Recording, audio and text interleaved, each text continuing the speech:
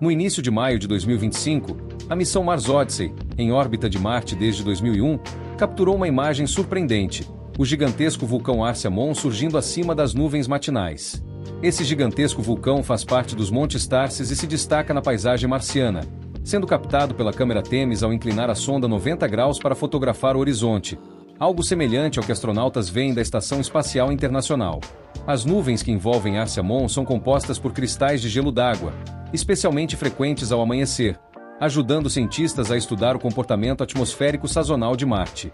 A imagem não apenas revela a estrutura imponente do vulcão, mas também oferece dados valiosos sobre as camadas de atmosfera, poeira e gelo.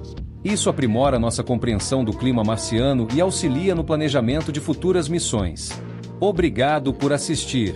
Por favor, não se esqueça de explorar nossos vídeos e considere se inscrever no canal para acompanhar mais notícias de astronomia e outras ciências exatas.